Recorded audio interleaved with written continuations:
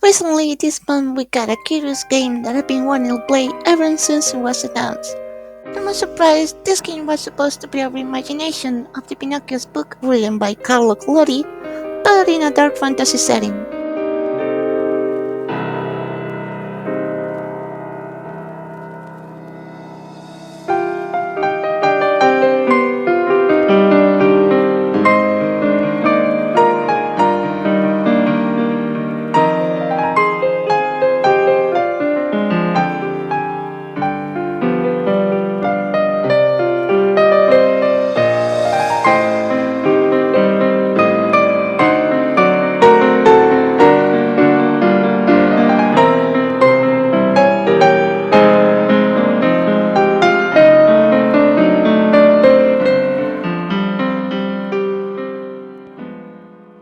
Somehow, it looks like Bloodborne, and to be honest, it plays like Bloodborne, so that's great. I mainly got my eyes focused on this game because of the Pinocchio setting and all that, so I was really wondering how would it play out in an action RPG dark fantasy world. What also caught my attention was that this game was developed by a particular Korean developer studio called Neowiz. They are very popular because of the DJMAX series.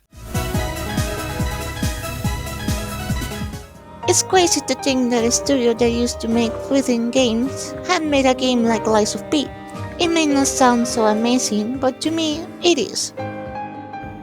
And that is because I've been playing DJMAX games for a long time. Although the real devs are ROUND8 Studio and Neowiz just kinda publish it. But yeah, today we'll be talking about Lies of P.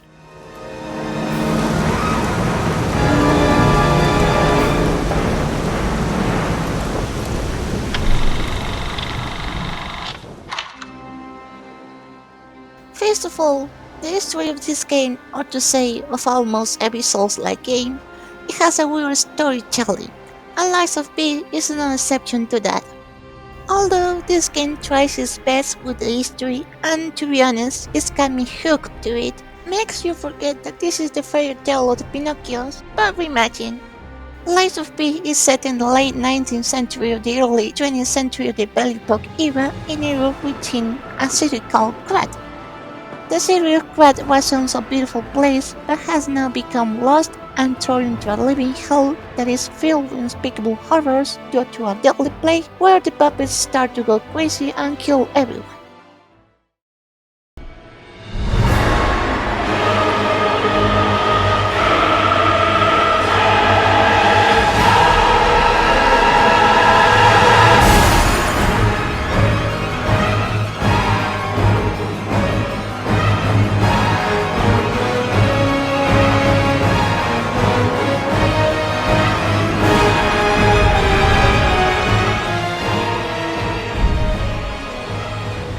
Krat is featured as a grim city where multiple automatons now roam almost every part of the center, from the streets, rooftops, alleyways, and within buildings.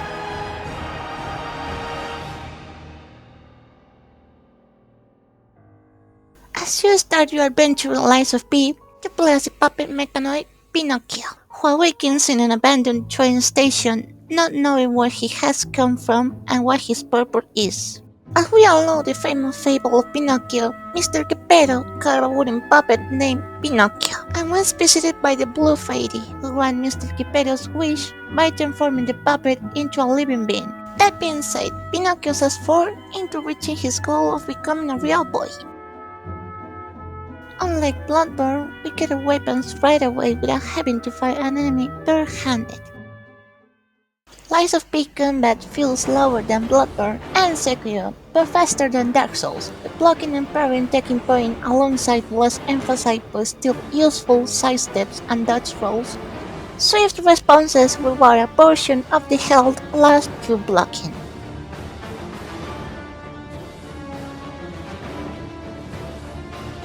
Stretchable prosthetics offer augments from exploding shields to flamethrowers.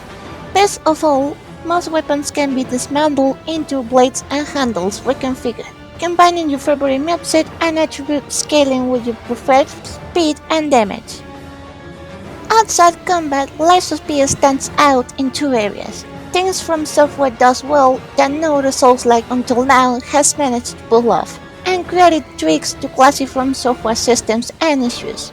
The former involves mysterious NPC questlines, wanting level design through spectacular architecture, as well as genuinely amazing moments, made all the more impressive by the fact that From Software themselves basically ran out of the new ambush and trap scenarios pre-Elden Ring. The latter consists of genius tweaks not limited to lost souls from boss deaths, healing items recharging from enemy kills, and elevators that reset to the original position when you die so you don't have to stand around waiting for a lift.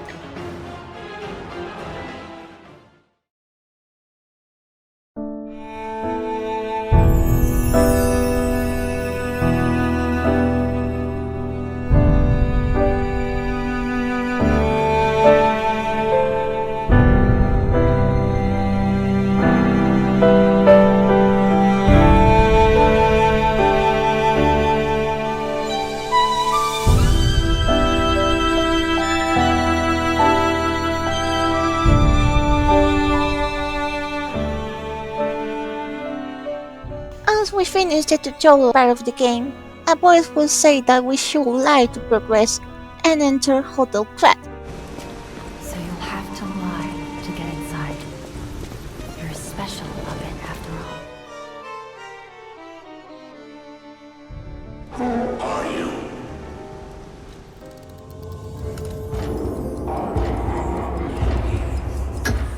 Grand Covenant's fourth law. A puppet cannot lie. Welcome to Hotel Krat. Which is the main hub of this game, so let's call it Lies of P Firelink, a safe place. But this place doesn't allow puppets in. That is the moment when we have to lie, by saying we are human so we can get inside. Just as the title of the game says, we have to lie in order to find ourselves and find our path. We also gain new humanity, which to me is what crafts and leads the history to different endings. Bosses, music, and NPC questlines are very great in this game. There's even a reference to Bloodborne. Remember the questline of Gascoigne's daughter in Bloodborne? Are you a hunter? And I just go look for my mum. But she never came back from the hunt, and she went to find him, but now she's gone too. Well, there's a similar one in here, but instead of being a little girl crying for her parents, it's a mother looking for her baby who was taken away from her. Please go to Krat City Hall and bring me my baby.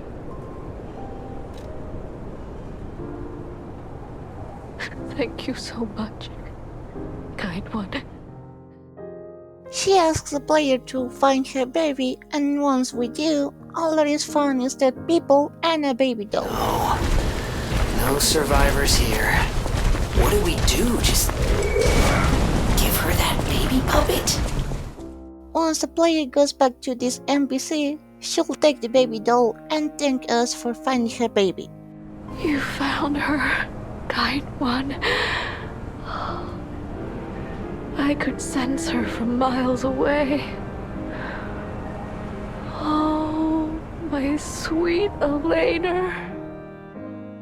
At this point, just like before's mechanic, we are giving the choice allowed to her about the baby doll being a beautiful real baby instead of a doll. The rewards here are rather unusual, but cool at the same time. We can get music records that we can play in the hotel.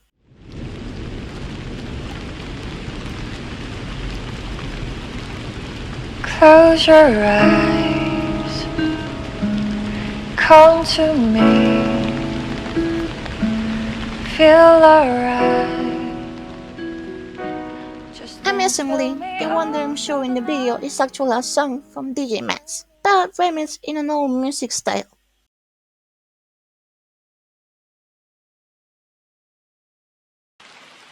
Close your eyes, come to me, feel alright. Just dance with me all through the night, turn it on, close to you.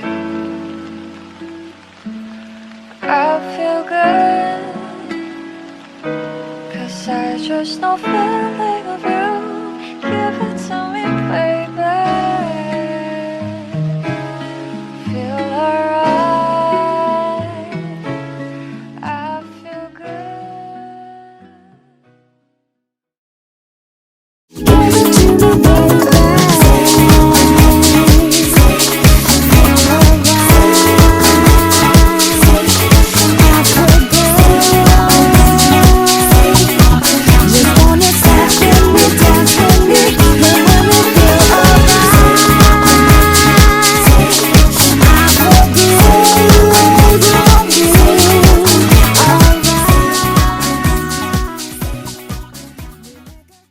By listening to this record in-game, we can get some humanity. When it comes to the bosses, they're as fun as in any other Souls-like game.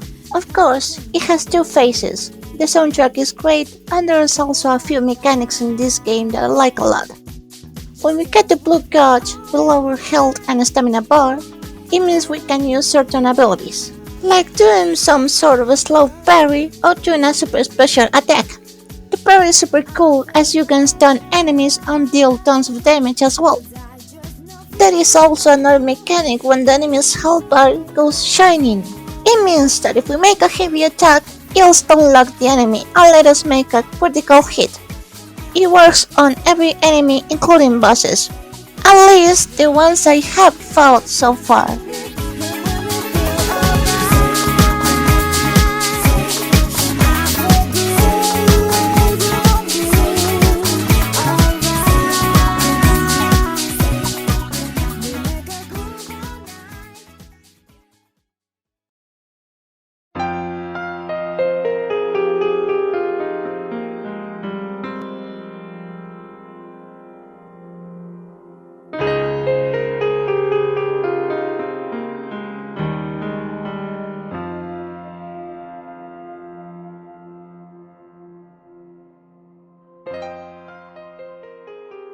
The world setting, character and stories are cool.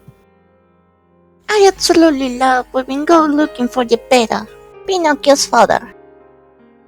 We see a man knocking up to a carriage, which is where Geppetto is supposed to be. This man talking to Geppetto is wearing a donkey's mask, which means that he is a stalker. Stalkers are the people that kill and destroy puppets. As soon as he recognizes Pinocchio being a puppet, he is out to kill you and Geppetto afterwards. Know what you are?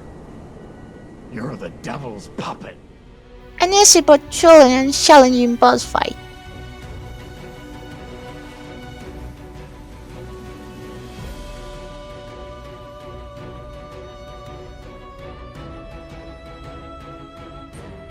Once we kill that stalker, we'll save Geppetto and he will return to the hotel, while asking us to get rid of the puppet of a head, so that way Pinocchio can continue with his journey.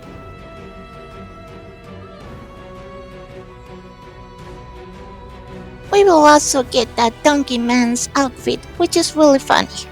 Lies of P isn't online as the Soulsborne franchise, but you can summon NPCs to the boss fights with certain items, just like you see here. Coming to a conclusion, Lies of P might look and take a lot from Bloodborne and Souls-like. But do you really think that this game is supposed to be called a clone? Personally, I believe not. Even if this game is heavily inspired and takes a lot from Bloodborne. Even if it looks almost identical, I still think that it deserves to be given a chance. It is a great game and so far I've been loving it. Even if I die lots, I want to keep playing it. It's very immersive and interesting to see a game that is made by From Software. It's giving me the exact same feelings as Bloodborne did the first time I played it. You can say that this game is the closest thing to Bloodborne that we will ever get to PC and Xbox. I 100% recommend it.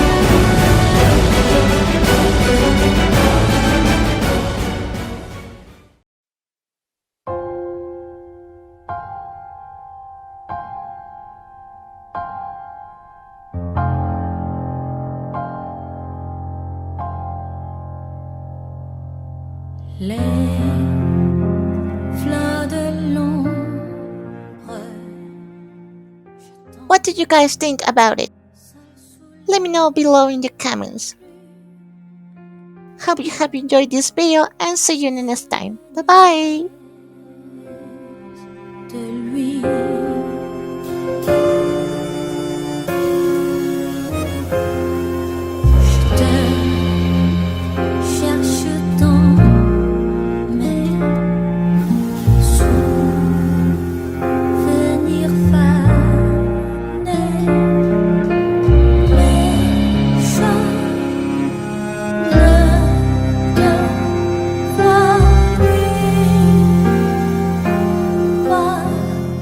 Sera moi de cette obscure